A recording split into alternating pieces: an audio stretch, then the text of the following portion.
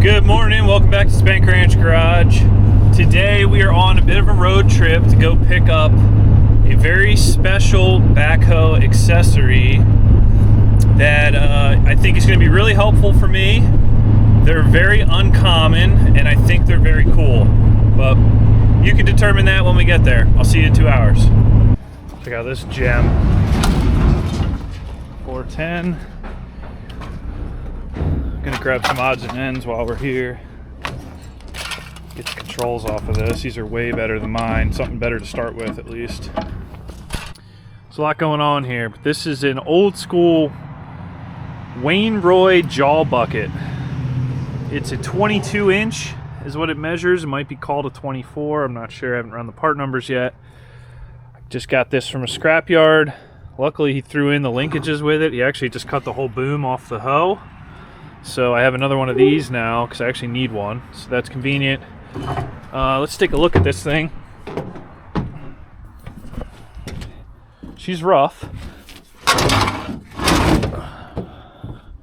So you can see the jaw action there. So the thought is that this rear half is a grading bucket, this front half is a digging bucket, and it's a grapple / clamshell effect in between. And they have a cylinder hidden up in here that I will plumb up to some auxiliaries. The chrome is decent on it.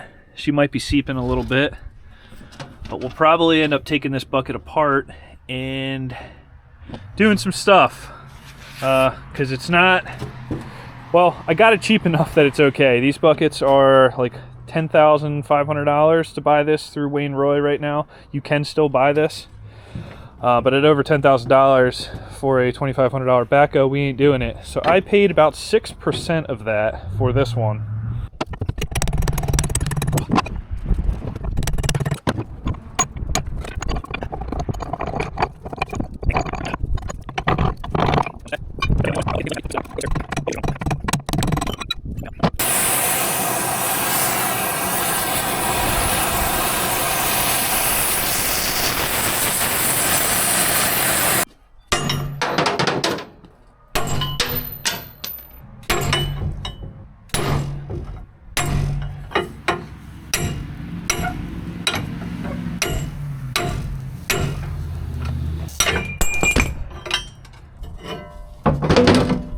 Boy, am I excited about this part.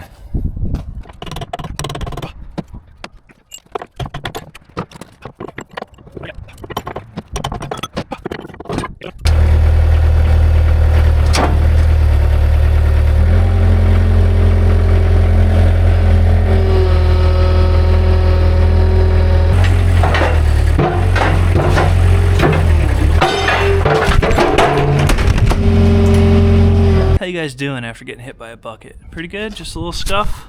No problem. Alright, that's kind of a rough unloading scenario there, but we made it. So this is a real deal WAIN ROY. It's a model 26-124. I guess they consider it 24 wide. Also look into this, but these are very high quality, very expensive buckets.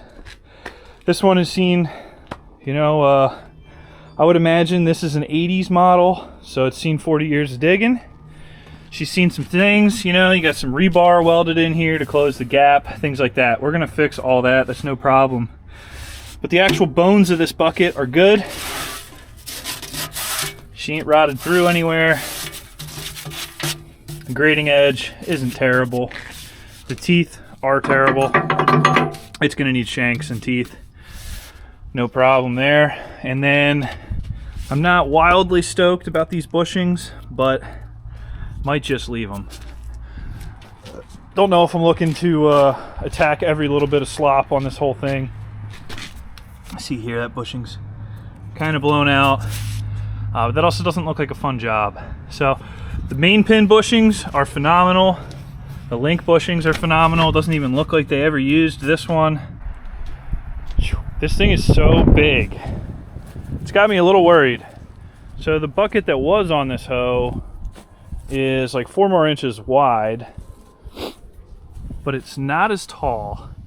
And when it comes to leverage, the shorter your bucket is, the more leverage we're gonna get. So digging trees and ripping roots is going to be a big part of this backhoe's life. And I don't know that this bucket is going to be ideal for that. But everything's a balance. So I started fabricating a thumb for this unit actually. Ordered the parts, started making some stuff, and then this bucket came up at a deal. So I'm not throwing out the thumb idea yet. I'm not throwing out this bucket idea yet. I got this cheap enough that I can fix it, try it. If I hate it, she goes on Marketplace, I make a nice profit.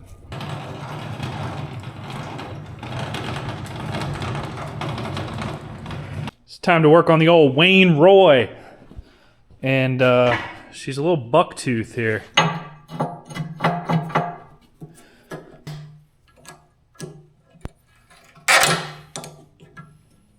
Gotta see that spark right there.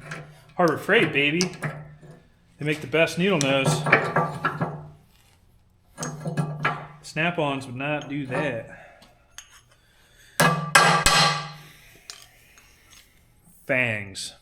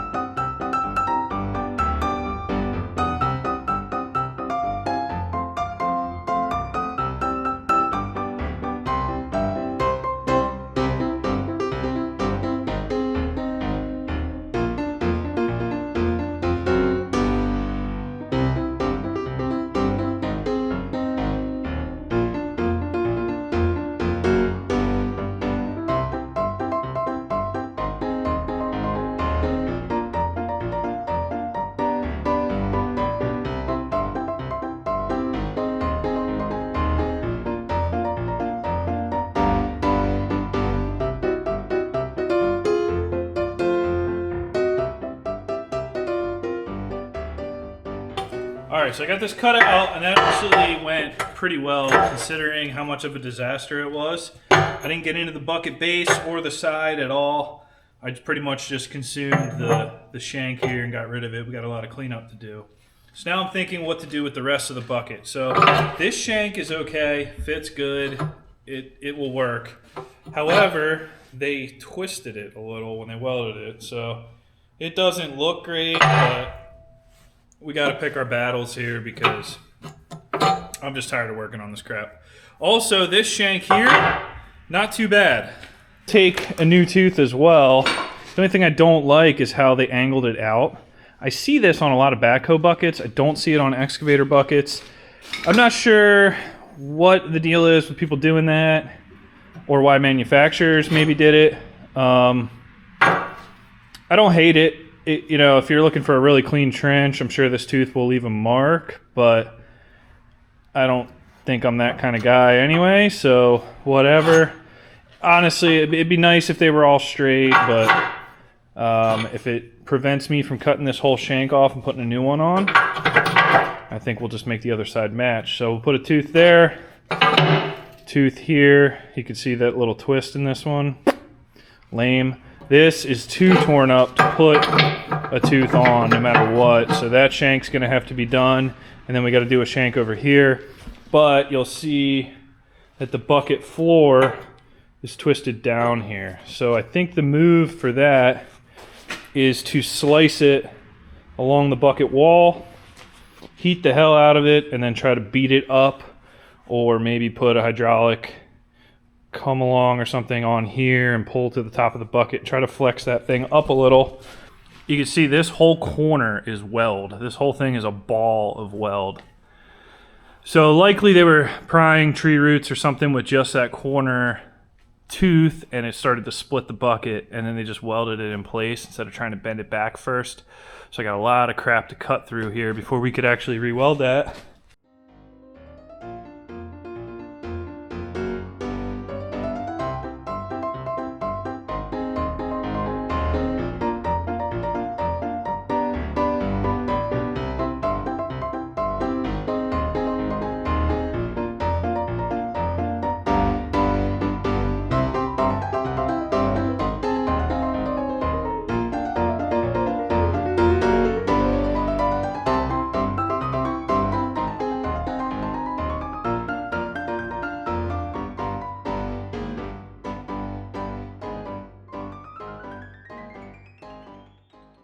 It's got to look worse before it gets better. So this whole nose of this thing here was packed with dirt and welded on both sides, meaning that this shank was in here when the bucket started to rip, and they just filled the thing with weld and didn't actually weld it inside and outside. So we're in the opportunity now with the shank missing that we can notch this out, clean it up nicely, burn a nice hot weld in here, notch the outside, burn a hot weld in here after we get it folded up, of course.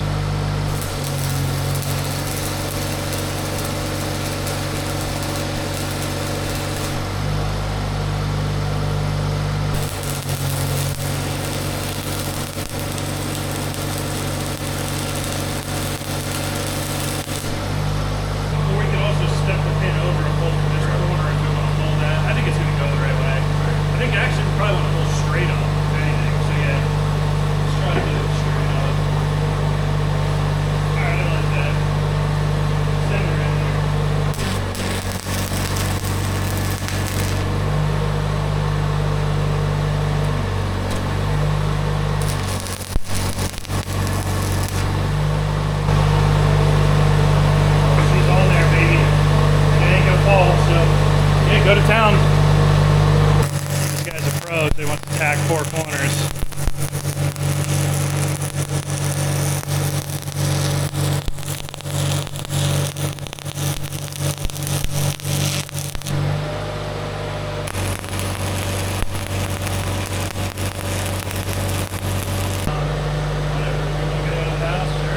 Good there?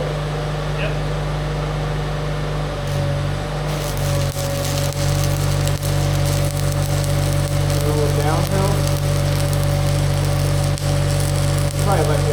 Yeah, she feels like she's in there now.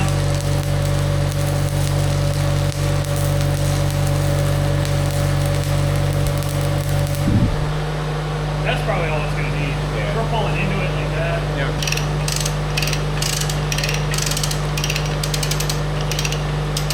Looks pretty kosher, right? I can already see it closing up. So it's doing the right thing. Now I think we just heat it and make it, you know, heat it and help it.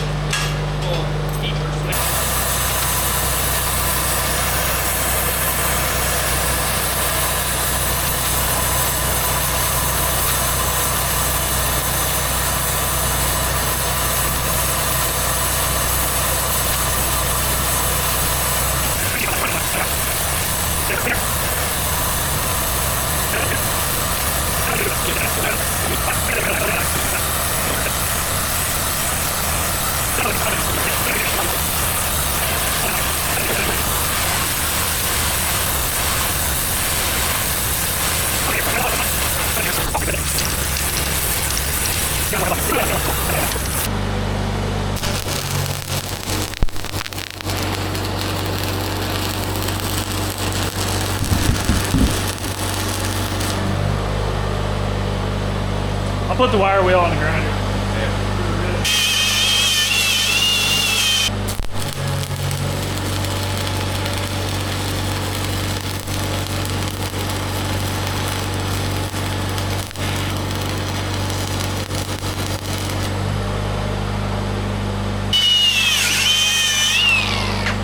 We should probably run it down based on the cracks that we see there.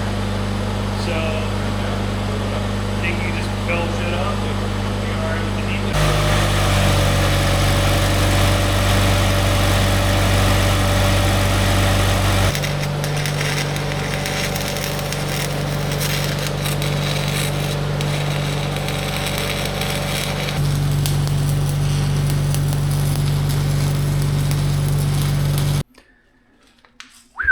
It is smoked out in here.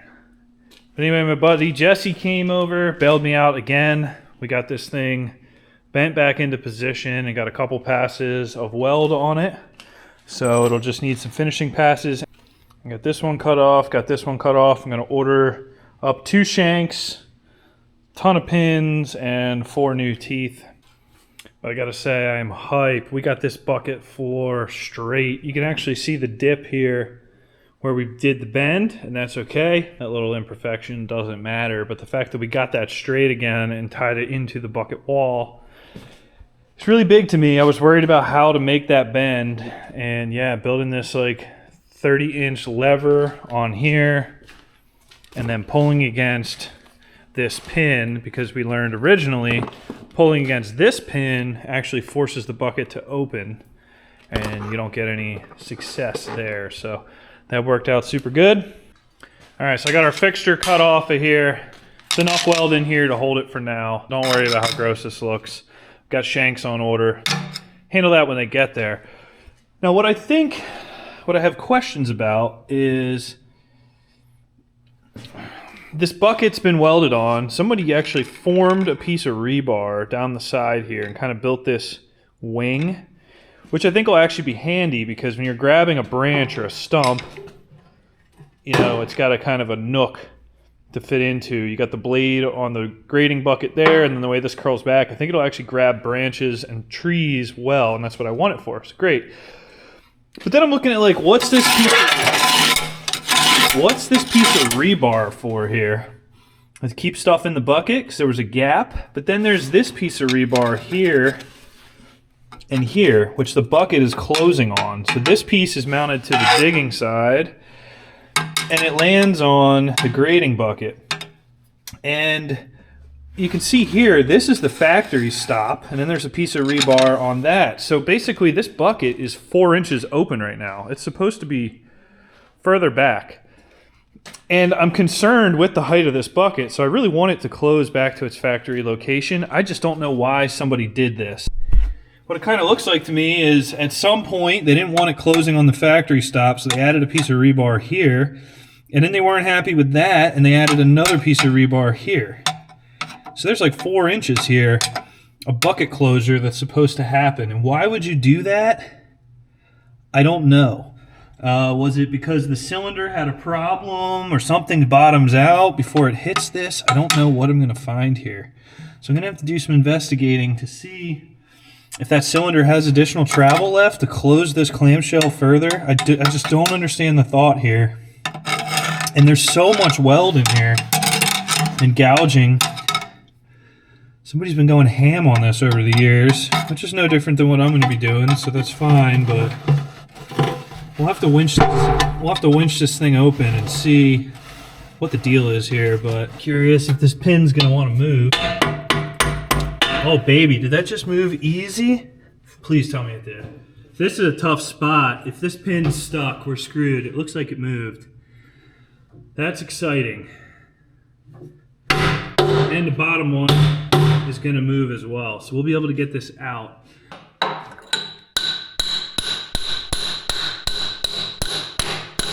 Man, I hate to be the bad news guy, but usually when things are going that smooth, you got something coming for you.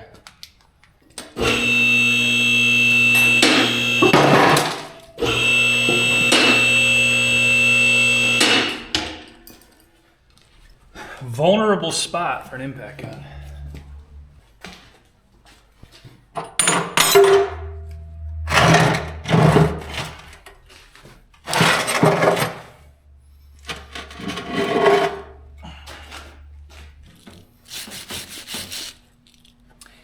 And that is revealing the secret of why. Dang it. That reveals the secret of why this bucket has been modified to not close all the way. You guys see that pile of weld there? This cylinder eye has been broken off before, and in order to not have that weld hit the seal, they had to stretch the bucket, which is really unfortunate. Really unfortunate. This is a very beefy cylinder. This is like the size of the boom cylinder on this hoe. So this thing clamps with some serious force. I promise you that. You put 2,600 PSI in here, you're making moves.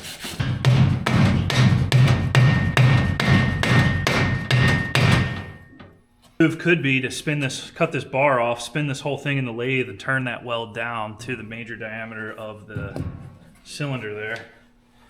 It's an option. Everything's an option, all right? But so the dust seal has obvious damage to it, probably from hitting the weld when the bucket collapses too far. Man, I tell you what, guys, the content creates itself here because I really just want to have stuff. I don't want to work on everything. But it's just relentless lately with the problems. This equipment's just so old. It's had so many owners and so many different mechanics and farmers and whatever else happens here.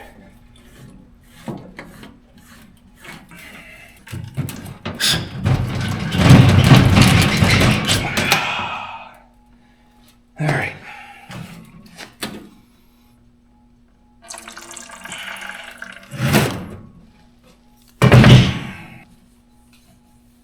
All right, so that's a win. This barrel is in phenomenal shape. It's encouraging. So here's our problem child. That's a big nut. I ain't gonna have a socket for that. Oh boy, we might have to go over to Henderson's house for this one. Hit that with his 1-inch gun. I don't know, it starts to make sense. The story starts to make sense. So after the cylinder broke the second time, they put rebar here. Probably when it broke the first time, they put rebar here. And that's the way it left the WAIN ROY factory. And that's why this all appears to be stuff that's welded in, because it is, because there was no metal here before, because that used to close that way. So like this whole piece here is fake. This never existed probably leaving the factory. Just amazing what happens with time and usage and people, how they break things, wear things out, fix things, whatever. So I borrowed a socket from Henderson Equipment, but it's too thick a wall to even fit in this piston.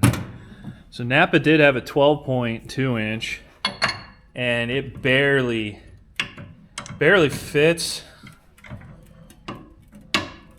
Oof. Yeah, it goes in there. Just hope it doesn't gall up. It is literally a perfect fit. We'll see if the 1/2-inch Milwaukee will break it. If not, I also got Henderson's 1-inch gun here. Or we could go big school breaker bar. Now these are supposed to be only like 600 or 700 foot-pounds. Oh yeah, no problem. No problem with the Milwaukee.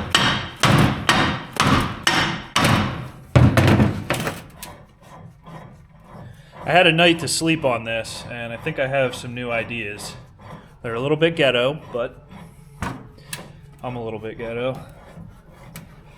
Okay, it's got a seal inside the piston there, no problem. Now we can get our gland off. Pretty standard U-cup seal in here. Should be able to find a replacement for that. And then it's just got a U-cup beat in backwards up here as the wiper. Whether that's right or not, I don't know. And here's that shoddy rod end repair. I think we need to get that cylinder to compress like another 1/2 to 3/4 of an inch. So what are the chances I can cut this off, turn this down on the lathe, and then TIG it back in with stainless filler wire and polish it up and make it work? Ghetto, yeah, I mean, making a new rod is the best option here, and it's not a big rod to make, but with my little lathe, cutting chrome bar and single point threading 1.5 inches on that little Craftsman Atlas lathe, I just don't think that's gonna happen.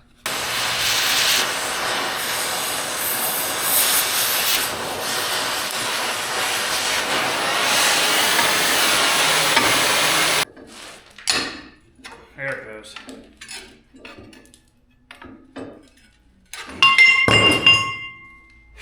All right, so we're over on the old $400 Craftsman lathe. So my plan is there's no center on this end and there's no center on this end. So we have to make a center. I'm thinking it's best to grip it by the head since this probably isn't straight and it's all screwed up anyway.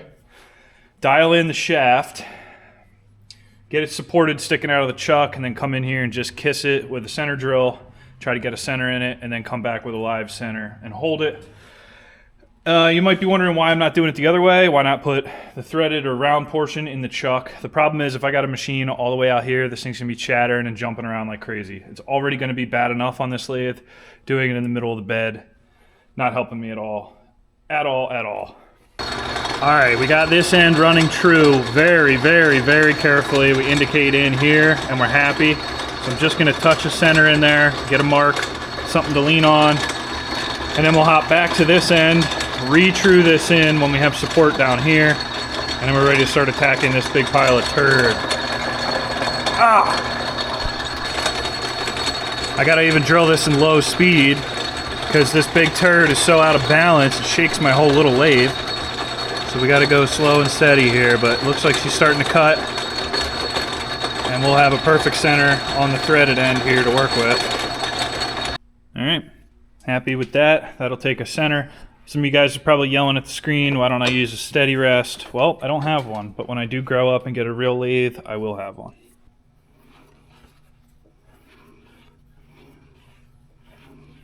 Three-eighths of a thousandths, maybe a half of a thousandths. That's good enough for the turds we're working on. So everything's locked down, tight. We can start to try to cut this now. This is gonna be violent. This lathe is going to freak out and start crying.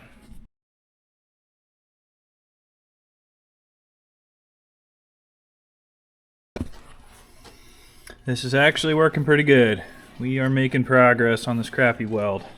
Well, you know what I say is a lathe is better than no lathe. So I give this machine a lot of crap, but honestly, it can do real work. It just takes forever. You guys will see how this is cutting though. It's actually cutting pretty solid. I pulled it out of low gear. Low gear sucks on these because the pinion shaft like bounces back and forth. So I moved the belt over to the slowest speed in high gear. She seems pretty happy there.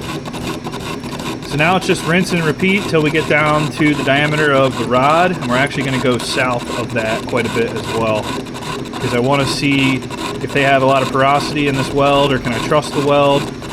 And then if the weld looks good, we're going to go below the surface, and I'm going to fill the whole thing with stainless TIG wire, and then we'll come back and turn it to match, and then we'll polish and buff everything up. Alright guys, an hour later, and we have gained our 3/4 inch of shaft action. Now, you might be concerned with this pitting and the condition of the chrome, and normal people would be.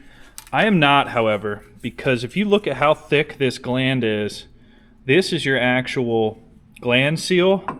When you stack that up, that seal will never ride north of right here. So all of this just needs to be pretty and smooth as to not tear up your dust seal, but it's not what's actually sealing the cylinder. Now there's a couple pits here that are going to get into the seal, and that is what it is. If the thing weeps a little bit over time, you know, it's a 40-year-old bucket. It's going to do what it's going to do. All right, we're all cut down now. So that's what a slag inclusion looks like if you're welding a stick welder and you don't chip your slag off well. We got a couple real hard spots here that didn't machine too well, but that's okay. We're looking good. This pitting I'm going to leave, and I think when I start welding across here, I'm going to come 1/4 inch into the chrome with the stainless, and then remachine it and buff it, and I hope it goes okay. Yeah, 309L. Some hydraulic guys said that's a fair rod to use for seal riding surface. So you can see there's some contaminants coming to the surface here. Nothing I'm too worried about. I'll wire brush between passes. We're just going to keep stacking these dimes over, machine them back off. Like everything, it's got to look worse before it looks better. Done 3 passes. Probably got another 2 or 3 to do, and then we'll machine it. I'm sure I'll have some undercut and low spots that got to get filled. Alright, all built back up, tied into the original chrome. The tie-in actually went pretty smooth. The stainless lays out good on it. It wasn't like spattering or blowing off or anything. So I'm going to turn this down and see how it looks.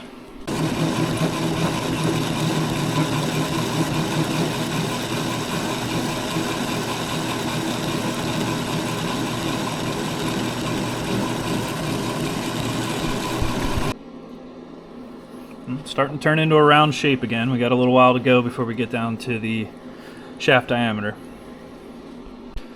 Well guys, we did it. It's all polished up. The chrome ends about here. Stainless starts about here. You can still see all the nicks that were in the rod before. I actually got greedy. I don't know if you can see that or not. Let me try to get that on camera because it's kind of cool. Anyway, right about here, there's a little dot of stainless, and that was a nasty pit in the chrome, and I filled it and buffed it over. I've always wondered if you could do that, and that would probably last for a little while. This side of the rod, it's rough, but that wasn't me. That was there before. There are some superficial marks here, but you can't feel them, so we're just gonna send it. But yeah, overall, I'm happy with that. I think we saved this thing without even leaving the house. Now, there are concerns here still. This weld that's under here could break again. That's for sure. It looked like they did a decent job on it as I was cutting through. I only found 2 or 3 minor areas of porosity, but hopefully they 100% welded this. And also the concern is when they did that, did they extend this? Like, did they, I don't know, put an 1/8 inch piece of filler rod or a 1/2 inch piece of something to stretch the head out so they could get in to weld it? Or did they actually cut and bevel it? Probably not.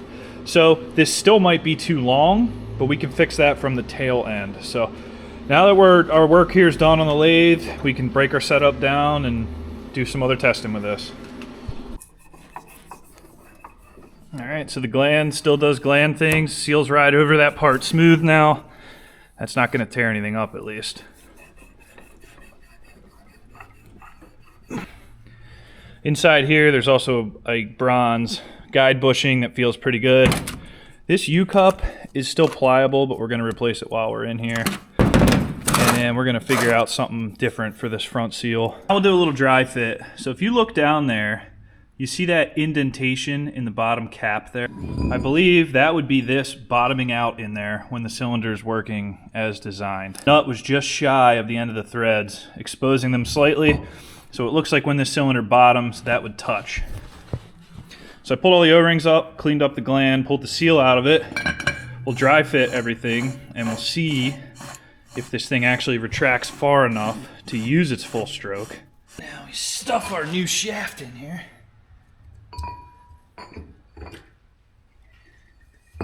Woo! That's nice, boys. That's nice. That's where she bottoms out at. And you still got that nice little lip there. So, knowing that, we know that that actual gland seal, which exists way down here, is still on the fresh chrome.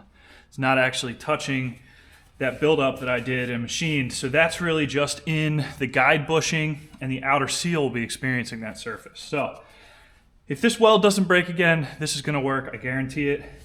I think we really pulled off a little miracle there. I had to sleep on this one because I really didn't know what to do other than gut it and build a new rod from scratch. And that's really what I want to do, but it's just not in the cards right now with the equipment I have and the time I have.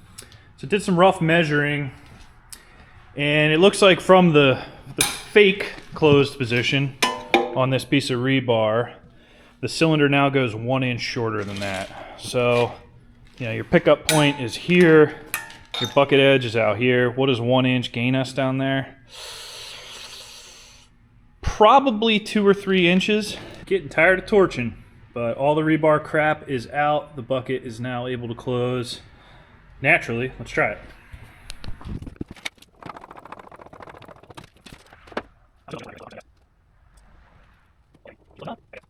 So that looks much better. We have a nice overlap now. The bucket is now, the bucket's a much better shape now. Looks like more of a bucket than like this spread bucket that it was before. And you can see we're down to the other rebar, which if this works, I'm fine with it. Cylinder's back in. Here's the moment of truth. Let's jack her up till she's closed and see what happens. Oh boy.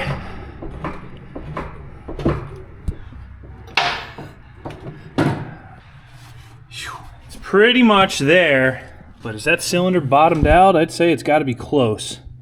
My thought here is that these hard stops are very important because you don't want to be digging and this front part is all just banging on the cylinder. Really, the bucket should kind of just be locked together and act as a normal bucket. And I think we're just about, that's all she's got. So I could take, you know, maybe an 1/8 inch off that rod that we fixed, and that'll give us a little room for the rod to come a little further in. And then I will also compromise and build new stops for the bucket. And I think part of what we're seeing here is that this bucket, the inner grading bucket, is so worn that maybe these stops aren't exactly in the position they're intended to be in anyway. So we'll do some building up on that. We'll make it happen. Put a Sharpie mark on the rod before I pulled this to check its position, and yes, that is everything she's got. So we will have to meet in the middle, shave a little bit off the rod end, build up a little bit on the bucket stop. So I'm looking to identify the seal package that's in this cylinder because we don't know who made this cylinder, where parts come from, nothing. So we have to measure everything and buy like for like replacements. So the main U-cup seal seems to be pretty standard. It's an 1 3/4 shaft with a 225 OD, and it is 3/8 tall. It's probably 375 tall. I like to use Hercules for this stuff. Their site's pretty easy to use, so we're working in inches. We know we want a U seal. We know it's a 1.75 rod, 225 OD, and the height we'll say 0.375, and we'll give ourselves a tolerance here because it could be a little taller, a little shorter. Let's say plus or minus 5%. So here's what they have for U seals in those sizes. Now, they make a lot of different materials and styles, obviously. So you can take a good look at this one and determine the profile. You're not gonna be able to see it, but I kind of know what this cross-section looks like. And it's looking like one of these DP U25s, something like this. Right, so you can pull up the details about the seal. So this is a urethane seal, temperature range -40 to 230, that's plenty. 0 to 4,000 PSI, that's fine as well. And the speed is 3 feet per second. This thing ain't doing nothing, even close to that. So this would be a fine replacement seal. It goes in a 406 groove with a nominal height of 3/8. So we can measure the depth of the groove here. I'm seeing 4085. The seal needs a 406 groove. That's plenty close because I'm probably not measuring it accurate enough. $16 for that puppy. Totally tons of different styles here. This RU cup would probably work too. I'm not an expert on what the difference is, what seal is best for every application, but I've had fine luck just running pretty much the most basic one, $16 seal. Now we need a wiper seal, and they had this metal ringed U cup flipped around backwards as the shaft wiper seal. Let's see what kind of options we have for that. So, this is not as clean of a size. We're looking like 242 on that bore. Which isn't a standard size, and that'll be on a 1.75 shaft as well. ID 1.75 OD. Let's leave that blank and see what kind of options we get, and we'll also blank out our height here. And let's see what is kind of standard. So they got 2.125s, 2 1/16, 2.375, and then we got these 2.438s. There's a reason this size exists. This is a metal lined one, just like what we took out. So it's probably going to be something like that. Let's see how 2.438 looks in there. Probably 2 7/16. 2.42.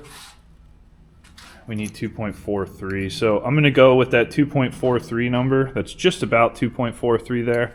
This bore is a little roughed up from all the trauma, so maybe we'll put this on the lathe and just clean that up a little bit. All right, $61.79 delivered for the parts. We'll have them in a couple days here. Hercules gives Spank Ranch Garage a pretty good discount for whatever reason, but that $21 shipping is a killer.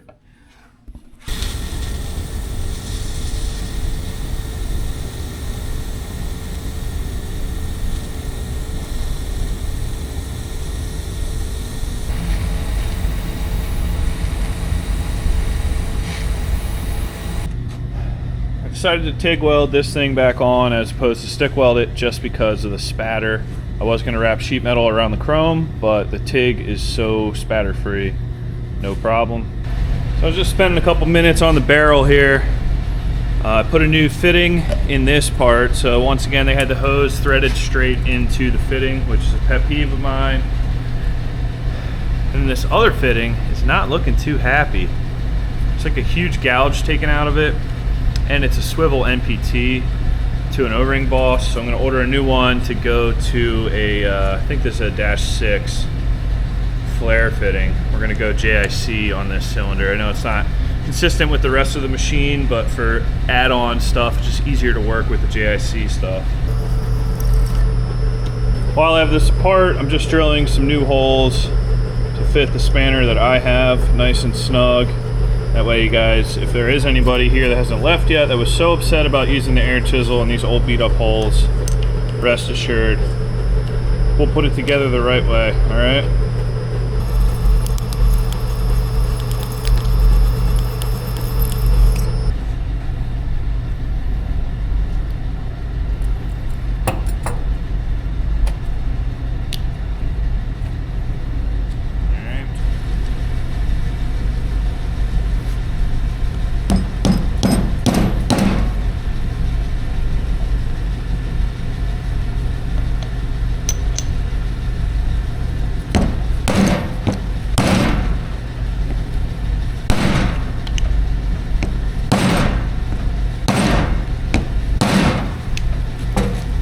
Alright, wipers in, looks good.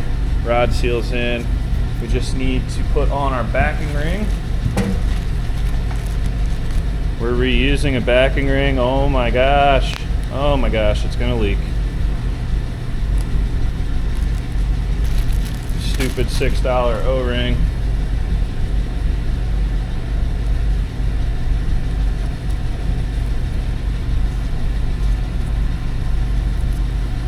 And that's how that goes. So now the gland is rebuilt.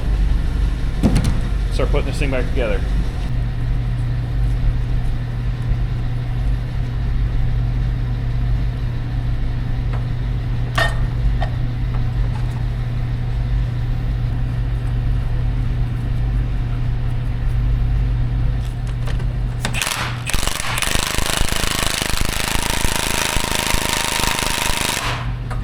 Torqued.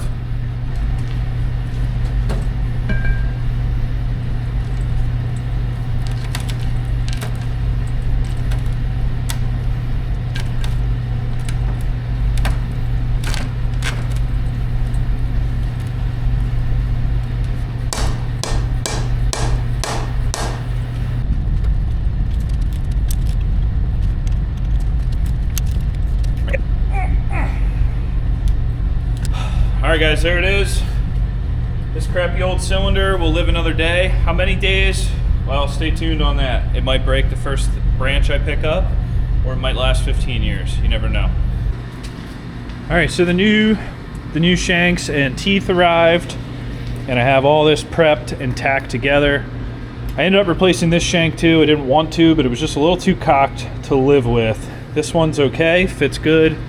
No play in the tooth, we're all good there. So got these babies all straightened up. This one's got the little kick out to match that one that I don't love.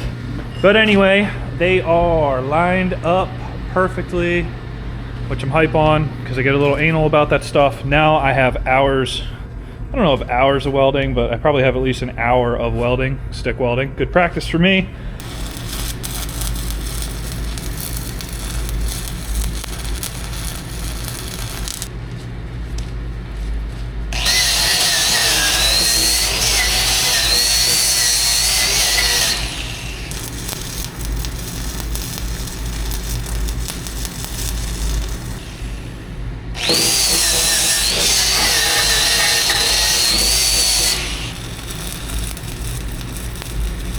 Tell you what guys, this takes a lot more time than I would like it to. Doing like 5 passes per side, 3 across the backs, and then 2 on the bottoms. I still got to do the bottom on this, but it's late. I've been out here welding for almost Man, it's probably taking me 45 minutes each, and that's like steady weld, wire brush, weld, wire brush. But we laid some fat 7018 in here. It ain't pretty, but it'll wear in pretty someday.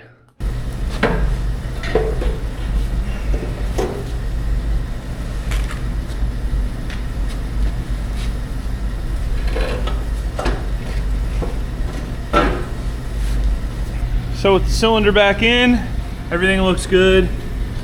There's plenty of chrome up here. So with the bucket totally bottomed out on some new stops that I built that allow much more bucket closure the way it should be. I still have about a 1/4 inch of travel remaining on the cylinder. So the cylinder will not be the limiting factor here. The bucket will be. That's the way it's designed. That's the way it should be.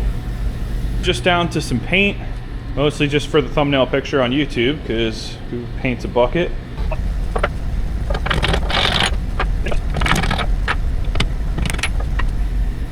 All right guys, that is it for this WAIN ROY jaw bucket. Another project that escalated out of control, but I think this one was worth putting some time into because I just have so much tree and branch and debris work to do. And having this grapple mechanism, I think, is really going to save my back, which my back is not doing well these days. Some fresh digging teeth on here. These should last me probably the rest of my life, hopefully. And then will that cylinder hold up? That's really the question here. Curious what you guys think of that repair. Definitely a hack job, but it may just work. I just think this is kind of a cool old school accessory for your backhoe. Now WAIN ROY is still in business. They still make this pretty much exact bucket for excavators and backhoes. How useful will it be? We'll find out. I'm not really excited to add all this additional weight to the back of that unit because it's already a wheelie machine. This isn't going to help. WAIN ROY is actually a pretty cool company. Apparently they invented the backhoe. So I was doing a little research on them. I don't know if it was in the 50s or the 40s, but they basically built a hydraulic 3-point backhoe for a tractor and started marketing it. And at one point, they even sold an entire tractor loader backhoe that was manufactured by them. So look into that company if you're interested. It's kind of cool, American made, and they're still out doing it to this day. All right, guys, we'll wrap this one up here. Let me know what you think about these buckets. They're pretty controversial. Some people absolutely despise them. Some people really love them. I won't know what I think of it until I try it. I certainly won't be selling my original bucket. I'll keep that on the back burner. You know, I'm gonna make out all right on this one either way. I got it so cheap and I put such little money into it that I can easily flip and triple my dollars on this if this thing does need to get passed on to another owner. But for now, we'll give it a try. So that means my next video is gonna be installing another auxiliary circuit on our John Deere 410 backhoe. It's already got one for the extend-a-hoe. We're gonna add another one and another foot pedal to run this. That way I can simultaneously use this and the extend-a-hoe and all the other functions of the backhoe to try to maximize my productivity and accuracy of using this. So let me know what you think about all this down in the comments. I'll see you next time on Spank Garage.